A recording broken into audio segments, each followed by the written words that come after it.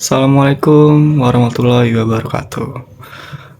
Right now, I will answer the questions that my lecturer sent me. So, first thing first, before we get started, let me introduce myself. My name is Bondan Baksodiandu, and my NBM or my student's number is 0923013901. There is 10 questions, so let's get started.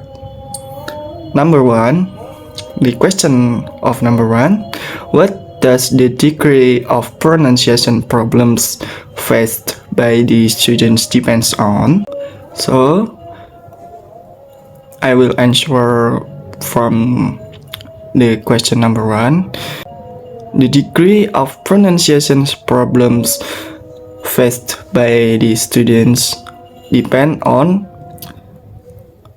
the first is learning of the new sound. The second is learning of the new vocabulary items.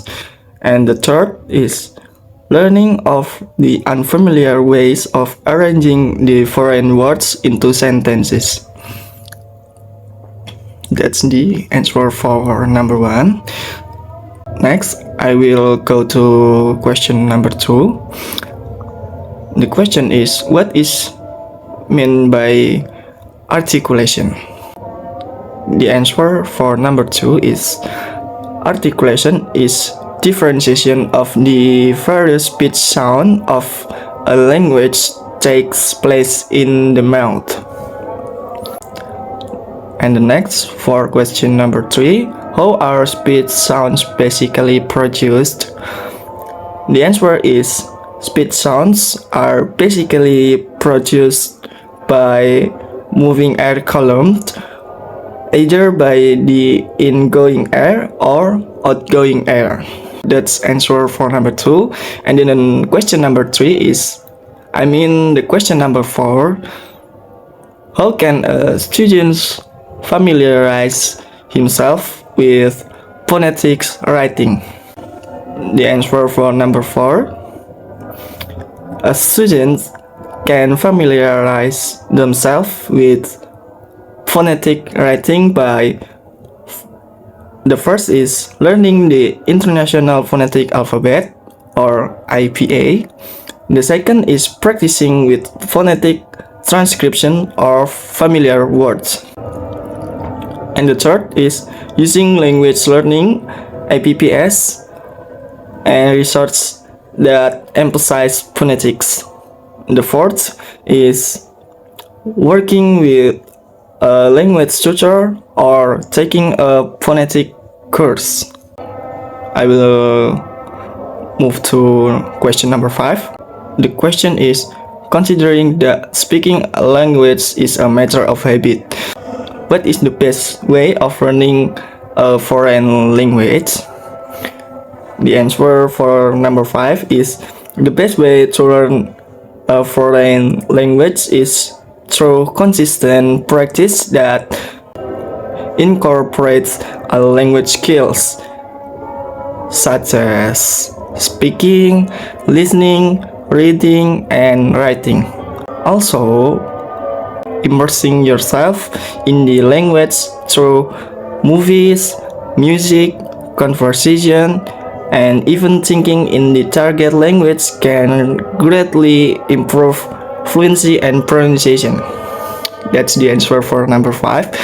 So I will go next to the question number 6.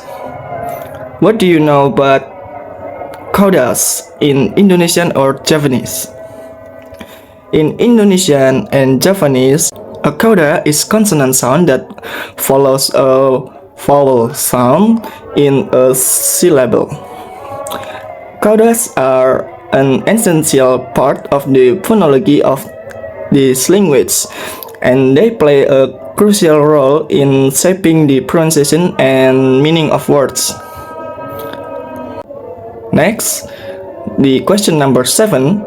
Is it mostly difficult for Indonesians to pronounce th? Explain your answer. Yes, it is generally difficult for Indonesians to pronounce th sound. This is because the sound is not native to the Indonesian language, which primarily uses the th and th sounds instead. The next question, number 8. Why are semivowels grouped into consonants? The question for number 8 is semivowels are grouped into consonants because they function similarly to consonants in syllable structure. While they have vowel-like qualities, they do not form the nucleus of a syllable, but rather occur at the edges, acting more like consonants in the syllable framework. So, the next question is number 9. Are there diphthongs in Javanese and Indonesians? Explain and give examples. Alright. Yes, Javanese and Indonesians do have diphthongs. Here are some examples. The first, Indonesia. Examples like I as in Indonesians like pantai, pantai. Another example is au as in Indonesia like pulau, pulau, au. So, how about Javanese? The example is I as in Javanese like marai, marai, I. Another examples au as in Javanese like prau, prau, prau, prau, au. The next question is number 10. How are the lips are compared with the pronunciation of th and th? Th. So, th, like sip, sip, sip. Lips are sealed apart. Th, th. And then such as example like sheep, sheeps, sheeps. Lips are rounded and pushed forward slightly. Sh, th, th, th, th. I think that's all that I can convey to Mrs. Rizky. I hope my answer is all correct. So, thank you for watching answering your question. This video is submitted to fulfill my final test in phonetics and phonology theory.